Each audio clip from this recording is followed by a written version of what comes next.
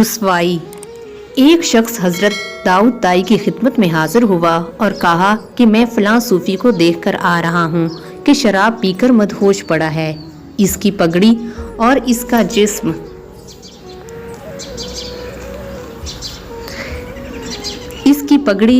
جسم کے کپڑے فیتے سے لتھڑے ہوئے ہیں اور کتے اس کے گرد جمع ہیں۔ داؤد تائی نے اس کی باتیں سن کر رنجیدہ ہوئے اور فرمایا کہ بھائی، سچا دوست آج ہی کے دن کام کرتا ہے، جا اور اس صوفی کو وہاں لے آ۔ اس نے بہت برا کام کیا ہے اور صوفیوں کے نام کو بگاڑا ہے۔ حضرت کا ارشاد سن کر وہ شخص مخمصے میں پڑ گیا اور پیچ و تاب کھانے لگا۔ اس کو غلاظت سے لتھڑے ہوئے صوفی کو ہاتھ لگانے سے کراہت آتی تھی، لیکن حضرت داؤد تائی کا ارشاد بھی نہ ٹال سکتا تھا۔ آخر دون کرہن جا کر اس مدہوش صوفی کو کندھے پر لاد لایا۔ جب بازار سے گزرا تو سارا شہر اس پر امٹ پڑا۔ لوگ طرح طرح کے طعنے دیتے تھے۔ کوئی کہتا، ذرا اس درویش کو دیکھو، اس کے تقوی، پارسائی اور دینداری کا کیا کہنا۔ کوئی کہتا کہ آج کے صوفیوں کو دیکھو کہ شراب پیے ہوئے ایک مدہوش ہے اور دوسرا نیم بے ہوش۔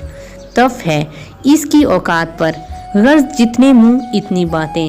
وہ شخص لوگوں کے طعنے سنتا تھا اور خون کے گھونٹ پیتا تھا۔ خدا خدا کر کے اس صوفی کی قیام گاہ پر پہنچا اور خود لوگوں کے منہ چھپائے اپنے گھر گیا۔ آج اس کو جو خفت اٹھانی پڑی، رات بھر اس کے تصور سے کروٹیں بدلتا رہا۔ دوسرے دن حضرت داؤد کی خدمت میں حاضر ہوا تو انہوں نے ہنس کر فرمایا، گلی کوچہ میں بھائی کی آبرو ریزی نہ کر، ورنہ زمانہ شہر میں تیری آبرو ریزی کرے گا۔ قرض۔ چند غریب کسی بنیے کے قرض دار ہو گئے تھے۔ بنیا روز تقاضے پر تقاضا کرتا اور ساتھ ہی سخت وسعت بھی سنا دیتا، مگر غریب برداشت کرنے کے سوا اور کیا کر سکتے تھے۔ ایک دانا نے واقعے سے واقف ہو کر فرمایا، نفس کو کھانے کے وعدے پر ٹالنا بنیے کو روپیوں کے وعدہ پر ٹالنے سے زیادہ آسان تھا۔ بادشاہ اور درویش۔ ایک نیک آدمی نے خواب میں دیکھا کہ ایک بادشاہ جنت میں ہے اور دوسرا ایک درویش دوزخ میں پڑا ہے۔ وہ سوچ میں پڑ گیا کہ لوگوں کو یہ سمجھ رہے تھے کہ بادشاہ دوزخ میں ہوگا اور درویش جنت میں، لیکن جہاں تو معاملہ اس کے برعکس نکلا۔ معلوم نہیں اس کا کیا سبب ہے۔ غیب سے آواز آئی، یہ بادشاہ درویشوں سے عقیدت رکھتا تھا، اس لیے وحشت میں ہے، اور اس درویش کو بادشاہوں کے تقرب کا بڑا شوق تھا، اس لیے جہنم میں ہے۔ صرف ایک داؤ۔ ایک شخص کشتی لڑنے کے فن میں مشہور تھا۔ وہ 360 داؤ پیچ جانتا تھا اور ہر روز ان میں سے ایک داؤ کے ساتھ کشتی لڑتا تھا۔ ایک شاگرد پر وہ بہت مہربان تھا، اس کو 359 داؤ سکھا دیے، صرف ایک داؤ اپنے پاس رکھا۔ وہ نوجوان کچھ عرصہ میں زبردست پہلوان بن گیا اور دور دور تک اس کی شہرت پھیل گئی۔ ملک بھر میں کسی پہلوان کو اس کا مقابلہ کرنے کی جرات نہ ہوتی تھی۔